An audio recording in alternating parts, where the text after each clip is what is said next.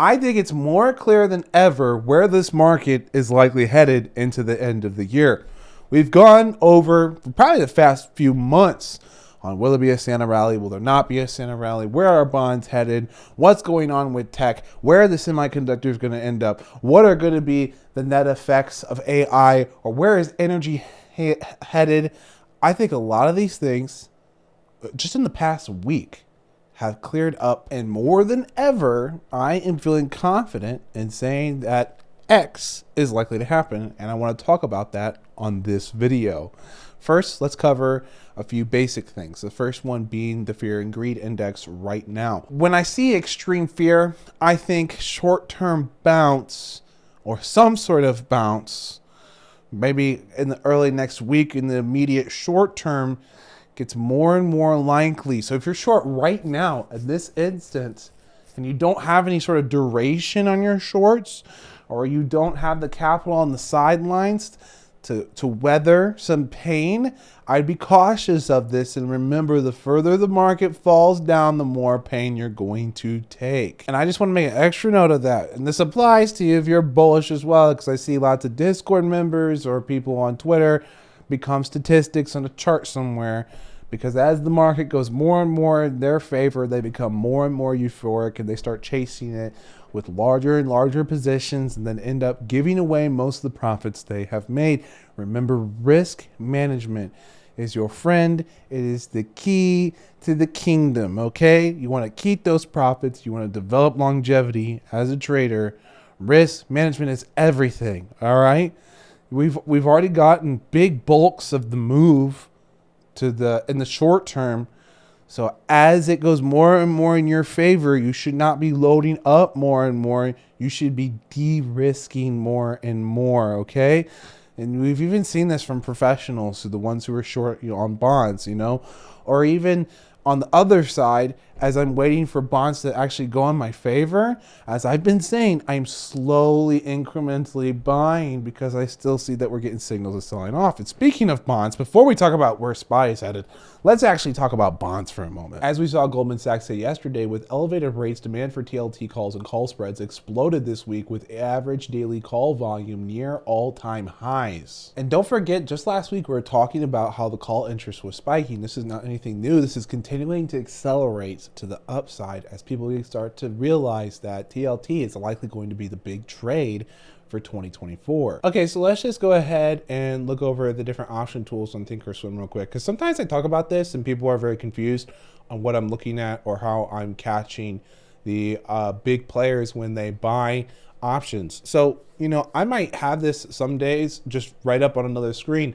the options time and sales. And, you could see here, you could just easily click on this and it'll immediately show you today's biggest trades that were set up. This actually wasn't the biggest trade that hit today. And it looks like it's been swapped out.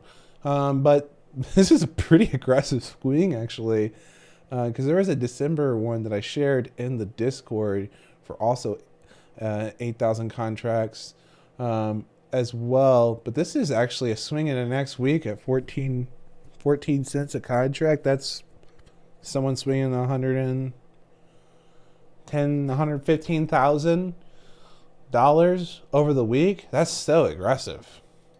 Is there really that much liquidity short term on TLT?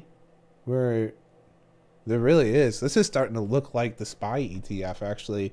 This is very unusual. So the thing you have to consider and you have to keep in mind is the reason you see option traders across Twitter and stuff usually only trade the same big names over and over is because they're constantly worried about liquidity. And their liquidity on the options chain is your open interest, okay? If you trade, let's say you're trading, you want to buy, $120 strike for November 3rd. And let's say it goes to 110 and these go up, 500%. Well, there's no open interest here. You might have the only 5 contracts on the market and there might not be any buyers for it. So you might have a ton of profits, but not enough buyers. So you're just stuck with them. And for some traders, this happens. more frequently on penny stocks or something. Someone wins big on their options on the penny stock, but there's just no other traders. No one wants to buy those contracts for them, and they end up expiring worthless anyways, and you can't even take your profits.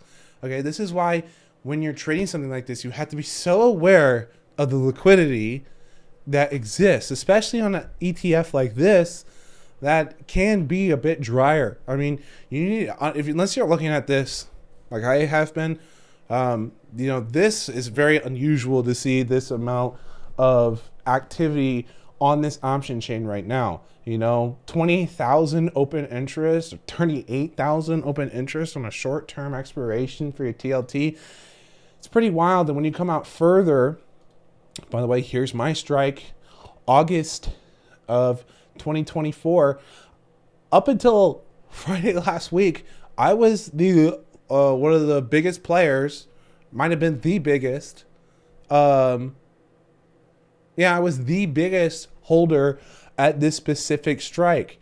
And, when I'm taking a bet like that, I'm basically saying that not only is this going to go in my favor, but more participants will want this strike and come to me so that when I want to sell, there are actually people to buy it. It's so essential. All right. That's part of the bet that you have to take when you're also buying long dated contracts that typically are going to have less liquidity. You're hoping that the liquidity comes to you, because keep in mind, if TLT melts down another $20, you could see this liquidity evaporate. Even if it comes, there's no guarantee that you're going to even be able to manage that position, as in unload some of that risk if it starts going against you, because you might see the liquidity, aka the open interest, evaporate on you. So that's part of the game you have to play with options. It's another level of complexity and different things you have to keep an eye on, especially if you want to trade big positions on things that typically aren't as don't carry as much high interest on the market. Okay, so like if you're not on Apple or Amazon or Nvidia, or everyone knows the big players, right? And that's why most people play options on the big players. That's why most options are traded on the indexes, because that's where everyone gathers to do their bets for options trading. So when you take a bet like that, you're hoping interest will come to you. We saw that actually a whale bought 1,000 contracts at my strike. Love to see that. And I also love to see the fact that I got a better price on a lot of my averages than he did. And I've been talking about this for a minute as well. And now we're starting to see big players come in and buy those strikes. We also saw someone come in and I think buy 1.3 million worth of leaps on TLT. The excitement is definitely coming in. I'm very happy because I've been talking about this. I've been calling this. I've been saying this is probably going to be the trade that everyone's looking for. And meanwhile, we've heard lots of hedge fund managers and different institutional guys, say crazy things like TLT will be bearish for the next 20 years. This does not seem to be the case. And it seems like money is starting to come along as well. Now, I am not going to panic in, FOMO it, right? I had a plan. My plan was to slow buy my position until the end of the year. I got a little excitable on Friday. I'm not going to lie. I did. You can see. I did some buying on Friday. But I'm going to stick to my plan and continue slowly buying into that position. And now let's talk about what most of you clicked on this video for, and that is, where is the index heading into the end of the year? And let's be honest, a lot of you are going to want to know about bonds, and probably when I'm taking profits. Same thing happened with uranium, don't forget, okay?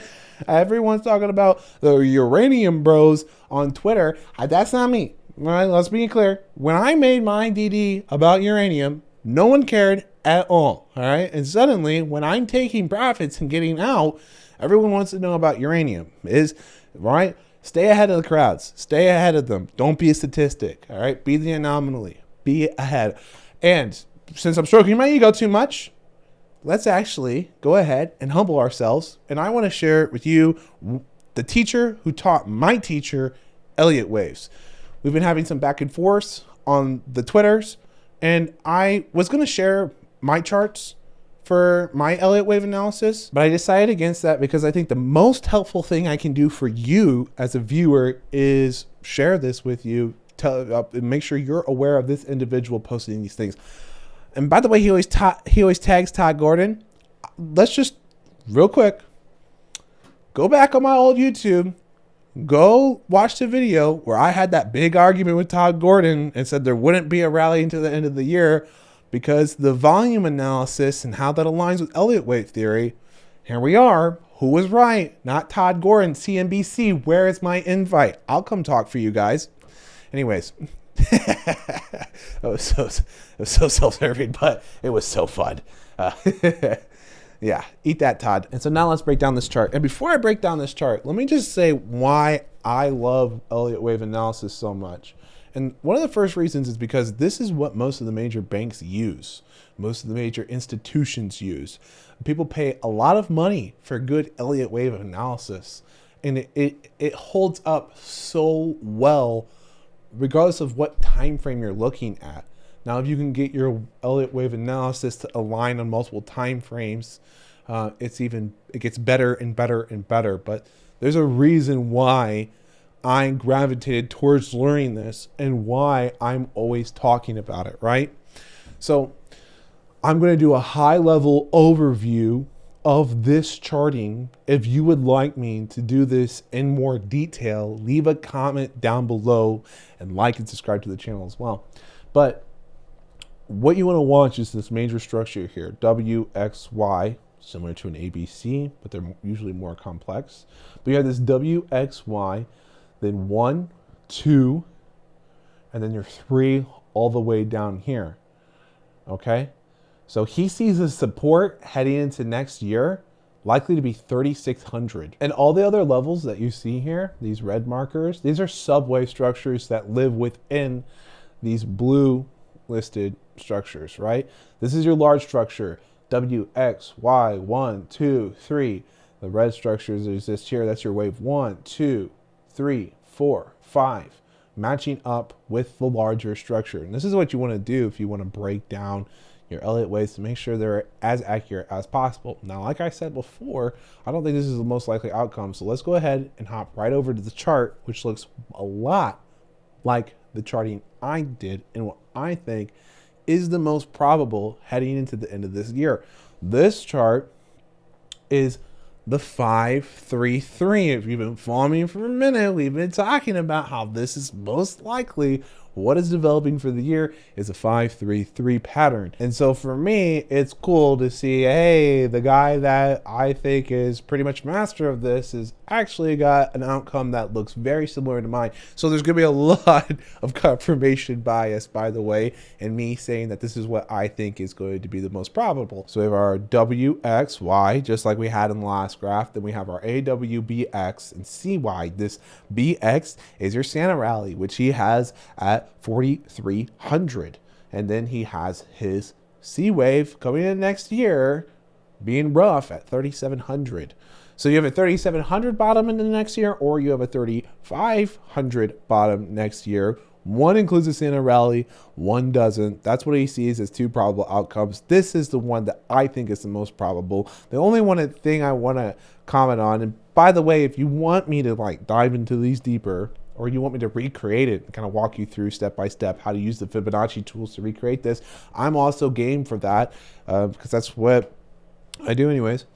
The ABC and WXY are going to be very similar, except that WXY is going to be a more complex wave structure that isn't going to necessarily follow all the rules of ABC. Your ABC is usually going to develop a 1-to-1 ratio for your Fibonacci levels and is going to be more obedient to your 0.618 retracements and extensions. Your WXY is not, and they're going to be more complex. I mean, look at this X wave, crazy X wave. You got the crazy Y as well.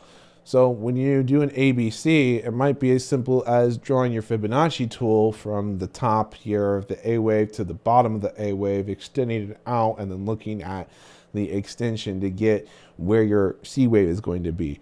If this is a W wave, it might not be as obedient. So this resistance and support could be closer or further from what is likely going to be the outcome based on whether or not this is actually a WXY or an ABC.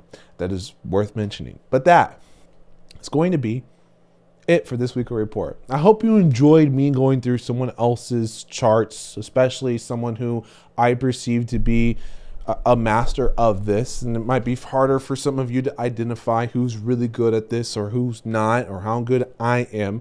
Well, there you go. Today you got a comparison between me and someone who's been doing this for 30, 40 years. I actually don't know for sure, but I know how old the guy who taught me and the guy who taught him had about the experience he had, so I'm going to assume it's somewhere around there. So it's cool. You know, it's cool to have these resources online and know where to find them so you can look at them and so you can learn from some of the best.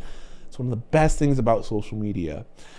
And another one of the best things is being able to then package that and put it on display for you to also gain that knowledge. So I hope you found this helpful, me breaking this down. If you want me to break those down in more detail, like, comment on the video, and I will do so.